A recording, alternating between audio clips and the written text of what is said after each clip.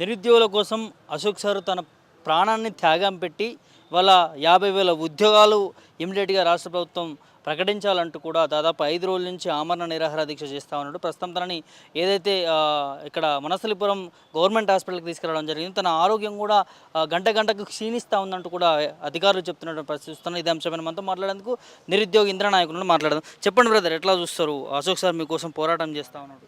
అవును, యాక్చువల్లీ నేను సారు ఇక్కడ ఉండడం తెలిసిన తర్వాత మేము ఒక 2 డేస్ నుంచి ఇక్కడే ఉంటున్నాం. కనీసం మమ్మల్ని లోపల కూడా పంపించే పరిస్థితి లేదు. ఎందుకు అని చెప్పేసి నేను ఇందాక గొడవ పెట్టుకున్నాను. సిఐ గారితో కూడా గొడవ పెట్టుకున్నాను. ఎందుకు పంపించలేరు? ఎమ్మెల్యేలను పంపిస్తారు, ఎంపీలను పంపిస్తారు, కనీసం ఎవరైతే పెద్ద పెద్ద వాళ్ళు వస్తున్నారో వాళ్ళని పంపిస్తారు. కానీ మా కోసం కూర్చున్న వ్యక్తిని, మా నిరుద్యోగుల కోసం కూర్చున్న వ్యక్తిని మమ్మల్ని ఎందుకు లోపల చూపించడానికి కూడా పంపించట్లేరు అని చెప్పేసి నేను అడుగుతున్నా కూడా సిఐ గారు నాతో వాగ్వాదం చేయడం జరుగుతుంది. నేను అదే సూటి చెప్తున్నాను, ఏమైనా అయిపోతే ఆయన అసలు బతికే ఉన్నాడా, అసలు ఏమైంది ఆ పరిస్థితి తెలుసుకోవడం మాకు ఉండదా? ఎందుకంటే ఆయన మా కోసం కష్టపడుతున్నాడు, మా కోసం చేస్తున్నాడు కదా, ఆ పోరాటం మా కోసం కదా. నేను ఎప్పటికీ చెప్తున్నాను, అక్కడ కూడా సార్ ట్రీట్మెంట్కి సహకరించట్లేదంట. ఇప్పుడు ఇక్కడ ఐసీయూ కూడా లేదు, కనీసం ఇక్కడ ఐసీయూ కూడా లేదు. ఆయన పరిస్థితి చాలా క్రిటికల్గా ఉంది, ఆయన మాట్లాడలేని పరిస్థితిలో ఉన్నాడు. ఇప్పుడు ఆర్ఎస్పీ సార్ కూడా అదే విషయం చెప్పిన, సార్కి ఏమైనా జరిగితే మాత్రం రాష్ట్రం మొత్తం ఆందోళనగా మారుతుంది.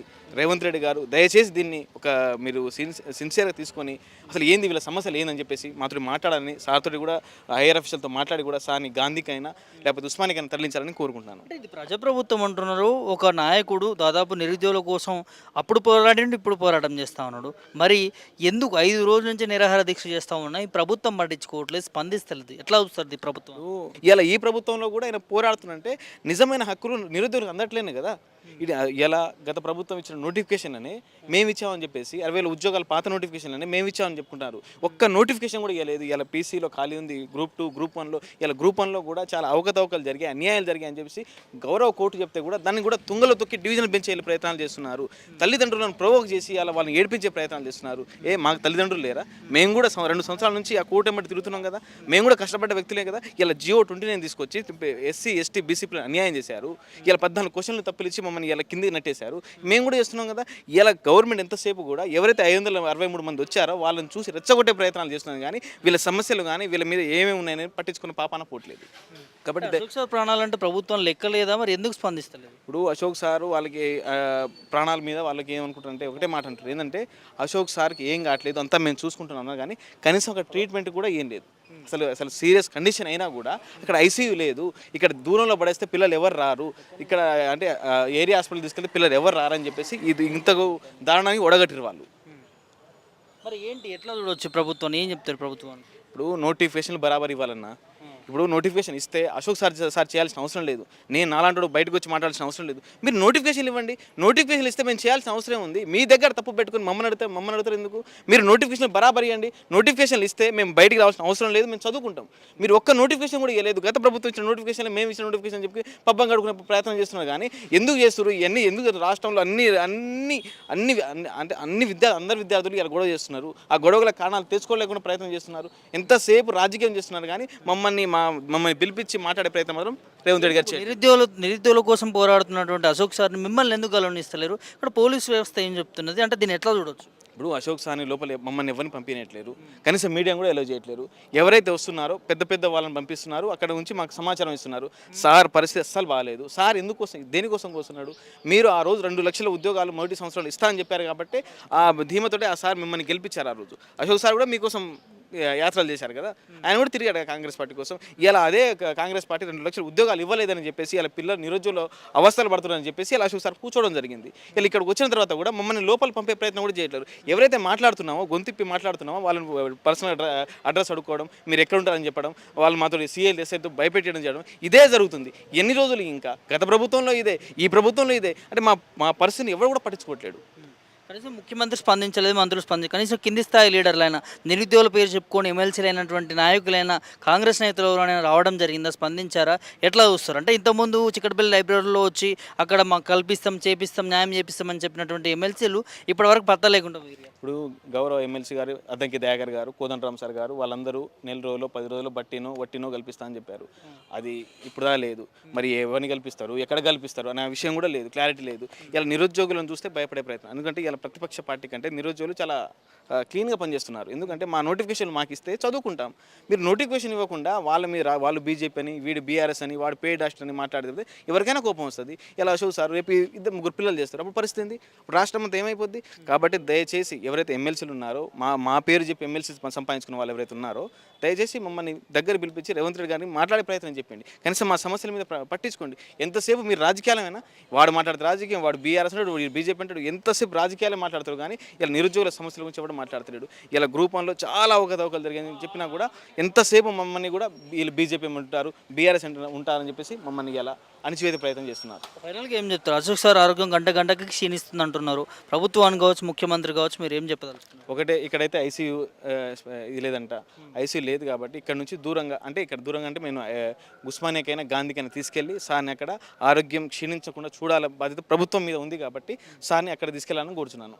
అశోక్ సార్కి ఏమైనా జరిగితే ఎట్లా అంటే అశోక్ సార్కి ఏమైనా జరిగితే మాత్రం రాష్ట్రం అల్లకల్లోలం అయిపోతుంది. ఎందుకంటే విద్యార్థులు నిరుద్యోగులు ఎవరైతే ఉన్నారో అసలు వాళ్ళు ఇంతసేపు చూస్తున్నారు, మౌనంగా చూస్తున్నారు. వాళ్ళు బయటకు వస్తే బీఆర్ఎస్ గవర్నమెంట్ని పక్కన పెట్టిన వాళ్ళు, వీళ్ళకి పెద్ద లెక్క కాదు కాంగ్రెస్ గవర్నమెంట్. ఎందుకంటే ఎవరు భయపడాడు ఇక్కడ, ఎందుకంటే ఎవరు వాడు వీడు భయపెట్టిస్తే భయపెట్టే నిరుద్యోగులు కాదు. కాబట్టి మౌనంగా గ్రహిస్తారు ఏం జరుగుతుందని. ఒకవేళ వాళ్ళ ఆవేశంతో కట్టాలు తగిలి బయటకు వచ్చారనుకో ఏ ప్రభుత్వం ఉండదు. నేపాల్ ఎట్లయితే జరిగిందో చూస్తూనే ఉన్నారు కదా, నేపాల్ ఎట్లయితే నిరుద్యోగులు తిరగబడ్డారో, విద్యార్థులు తిరగబడ్డారో అదే పరిస్థితి ఇలా కాంగ్రెస్ పార్టీకి కానీ తెలంగాణ పరిస్థితికి వస్తుంది. అది మాత్రం తీసుకురాకనని చెప్పేసి సవినయంగా కోరుకుంటున్నాను వాళ్ళకు. రైట్, చెప్పండి బ్రదర్, ఏంటి అశోక్ సార్ మీకోసం పోరాటం చేస్తూ ఉన్నాడు, ఏం జరుగుతూ ఉంది ఈ ఆసుపత్రిలో? దాదాపు 5 రోజుల పాటు నిరాహార దీక్ష చేస్తూ ఉన్నట్టు. దాదాపు 5 రోజుల నుంచి నిరాహార దీక్ష చేస్తున్నటువంటి అశోక్ సార్కు ఈ ప్రభుత్వం నుంచి ఎటువంటి స్పందన రాకపోవడంతో రావడం లేదు. దాంతోపాటు మీరు ఒకసారి గమనిస్తూ ఉంటే 5 రోజుల నుంచి చేస్తున్న వ్యక్తిని అమానుషంగా ఒక క్యాన్సర్ వార్డులో, మీరు అక్కడ చూస్తే ఒక క్యాన్సర్ వార్డులో ఉన్నటువంటి పరిస్థితి కనబడుతూ ఉంది. కానీ క్యాన్సర్ వార్డులో ఒక మనిషిని, ఒక నిరాహార దీక్ష చేసే వ్యక్తిని ఒక కాజ్ కోసం, నిరుద్యోగ సమస్యలపై 35 లక్షల మంది కోసం నిరాహార దీక్ష చేసినటువంటి వ్యక్తిని తీసుకుపోయి క్యాన్సర్ వార్డులో పడేసినటువంటి పరిస్థితి ఇప్పుడు కనబడుతుంది.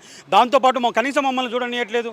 ఎంతోమంది నిరుద్యోగులు వచ్చి బయట వెయిట్ చేస్తుంటే కనీసం ఇద్దరిని పంపండి అంటే చూడనియట్లేదు. ఈ పోలీసు రాజ్యం చేస్తున్నారా, లేదా పోలీసు వాళ్ళతో కర్కశంగా వ్యవహరిస్తున్నారు? మీ ముందే కనిపించింది ఎంత కర్కశంగా వ్యవహరించిండ్రో. ఇక్కడ చూడండి, చాలా కర్కశంగా వ్యవహరిస్తున్నట్టు పోలీసులకు మధ్య కొత్త వాగ్వాద వాతావరణం కూడా చూసాము. అశోక్ సార్ని చూడాలి, మేము మా కోసం పోరాటం చేస్తారు అంటున్నారు. మరి పోలీసులు ఎందుకు అలో చేస్తారు? అది వాళ్ళకి తెలియాలి. ఈ రాజ్యం పరిస్థితి ఎట్లా ఉంది, ఈ రాజ్యంలో ఉన్నటువంటి పరిస్థితి ఎట్లా ఉంది, అసలు ఈ కాంగ్రెస్ ప్రభుత్వం చేస్తున్నటువంటి ఘోరం ఎట్లా ఉంది, కాంగ్రెస్ ప్రభుత్వం చేస్తున్నటువంటి కనీసం మానవతా దృక్పథంతో ఆలోచిస్తారు, ఎవరన్నా పోనిస్తారు, మాట్లాడిస్తారు. ఆ మానవతా దృక్పథం కూడా ఈరోజు ఈ రాజ్యంలో ఈ కాంగ్రెస్ ప్రభుత్వంలో కొరవాడిందని మాకు అర్థమవుతోంది. తప్పకుండా మేము ఏం చెప్తున్నాము, ఇమ్మీడియట్గా 2 లక్షల ఉద్యోగాలు అని చెప్పట్లేదు, 50,000 ఉద్యోగాలు ఇమ్మీడియట్గా రిలీజ్ చేయండి. అట్లనే గ్రూప్ 1, గ్రూప్ 2, గ్రూప్ 3 కొంచెం ఉన్న సబ్ ఇన్స్పెక్టర్ అండ్ పీసీ దాదాపు 20,000 ఖాళీలు ఉన్నాయి. దాదాపు 25,000 ఖాళీలు డిఎస్సి ఉంది. మిగతా పవర్ సెక్టర్ 5,600 ఉన్నాయి. అవన్నీ కూడా రిలీజ్ చేయండి అని చెప్పేసి ఈరోజు అశోక్ సార్ దీక్ష కూర్చుంటే అశోక్ సార్ పైన చాలా దారుణంగా ఈ ప్రభుత్వం వ్యవహరిస్తుంది. ఎందుకంటే కనీస అవసరాలు లేనటువంటి ఈ ఆసుపత్రిలో తెచ్చి పేషెంట్ల మధ్య వేస్తూ కనీస అవసరాలు లేకుండా ఆయనకు ఇప్పుడు రాత్రి నుండి ట్రీట్మెంట్ కూడా ఆయన తీసుకోవడానికి నిరాకరిస్తున్నాడు. డాక్టర్ గారు చెప్తా ఉన్నారు, ఇప్పుడు డాక్టర్ గారితో మాట్లాడితే ఏమంటున్నారు, డాక్టర్ గారు చాలా క్రిటికల్గా ఉంది సిచ్యువేషన్ అని చెప్తా ఉన్నారు. ఆ క్రిటికల్గా ఉన్న సిచ్యువేషన్లో ఉన్నటువంటి ఆ వ్యక్తిని తీసుకొచ్చి ఈ హాస్పిటల్ కనీసం ఐసీయూ, ఏదైనా సడన్గా ఏదైనా జరిగితే కనీసం ఐసీయూ కూడా లేదు. అంటే ఈరోజు ప్రధానంగా అనిపిస్తుంది ఏమంటే అశోక్ సార్ని చంపడానికి ప్రయత్నం చేస్తుంది ఈ ప్రభుత్వం అనేది మాకు అర్థమవుతుంది. అంటే ఎందుకు మరి ఇంత దూరం తీసుకొచ్చారు? వారు ఉండేది తెలుసున్నారు, అక్కడ నుంచి ఇక్కడ ఈ ఆసుపత్రికి తీసుకురావడం కారణం ఏమనుకో? ఒకటే ఏంటంటే అక్కడ పోతే నిరుద్యోగులు అందరూ తాకిడి ఎక్కువవుతుంది. ఇది ఊరు బయట ఉంది, హైదరాబాద్కు బయట ఉంది. సో ఇక్కడ తీసుకొస్తే నిరుద్యోగుల తాకిడి తక్కువ ఉంటుందనే ఒక పనికిమాలిన ఆలోచనతో తీసుకొచ్చిండ్రు. కానీ ఇక్కడికి కూడా వచ్చినాం, ఎక్కడికైనా వస్తాం, అశోక్ సార్ ఎంట ఉంటాం. యావత్ తెలంగాణలో ఉన్నట్టు 35 లక్షల మంది నిరుద్యోగులు అశోక్ సార్ ఎంట ఉంటాం. అశోక్ సార్ కోసం దేనికైనా తెగిస్తాం. అంటే ఒకవైపు ప్రజాప్రభుత్వం, నిరుద్యోగుల ప్రభుత్వం అంటా ఉంది, ఇంకోవైపు ఒక ప్రాణం కొట్టుమిట్టాడుతూ ఉంది, ఉద్యోగాలు కావాలంటూ నిరాహార దీక్షతో. ఏంటి ప్రభుత్వాన్ని ఎట్లా చూస్తున్నారు? ప్రభుత్వం అనేది పేరుకే మాత్రం చెప్తుంది, ప్రజాపాలన అనేది పేరుకే మాత్రం. మేము కనీసం ఒక చిన్న రౌండ్ టేబుల్ సమావేశం పెట్టుకుంటే కూడా పోలీసు వాళ్ళతో అరెస్ట్ చేస్తున్నారు. చిన్న వినతి పత్రం ఇస్తే కూడా పోలీసు వాళ్ళతో అరెస్ట్ చేపించుకున్నారు. ఈ ఏదన్నా ఒక చిన్న కార్యక్రమం చేద్దామంటే అడుగడుగున పోలీసు వాళ్ళు ఉండరు. మీరు ప్రజాప్రభుత్వం కాదు, పోలీసు రాజ్యం, పోలీసు ప్రభుత్వం. పోలీసులతో మమ్మల్ని రౌడీలను చూసినట్టు, మమ్మల్ని గూండాలను చూసినట్టు చూసి అరెస్ట్ చేపిస్తున్నారు. దీన్ని ప్రజాప్రభుత్వం ఎట్లా అంటారు? ఇది ప్రజాప్రభుత్వం కాదు, పోలీసు ప్రభుత్వం, పోలీసు రాజ్యం. అశోక్ సార్ పరిస్థితి ఎట్లా ఉందంటారు మీరు? ఇప్పుడు డాక్టర్ గారితో మాట్లాడుతుంటే చాలా క్రిటికల్గా ఉంది, ఇక్కడ ఐసీయూ లేదని డాక్టర్ గారు చెప్తున్నారు. ఎటువంటి పరిస్థితుల్లో ఏదైనా జరిగితే మాత్రం ఈ ప్రభుత్వం బాధ్యత వహించాల్సి ఉంటుంది, ఈ ప్రభుత్వ విధానాలు బాధ్యత వహించాల్సి ఉంటుంది. ఇంకా 33 లక్షల నిరుద్యోగుల పక్షాన చెప్తా ఉన్నాం ఈరోజు. ఒకవేళ అశోక్ సార్కి ఏమైనా అయిందనుకో ఇంకా ప్రభుత్వం పైన తిరగబడేదే ఉంటుంది. 50,000 ఉద్యోగాలు అంటూ ఉన్నారు అన్ని సెక్టార్లకు సంబంధించి. మరి ప్రభుత్వం నుంచి ఎవరైనా స్పందించడం జరిగింది ఇప్పటివరకు? ఇప్పటివరకు ఎవరు స్పందన లేదు. ఆ స్పందన కోసమే వేచి చూస్తూ ఉన్నాం. ఆ స్పందన రాకపోతే తదుపరి కార్యాచరణ ఉంటుంది. తప్పకుండా దానికి ప్రభుత్వం సిద్ధంగా ఉండాలి.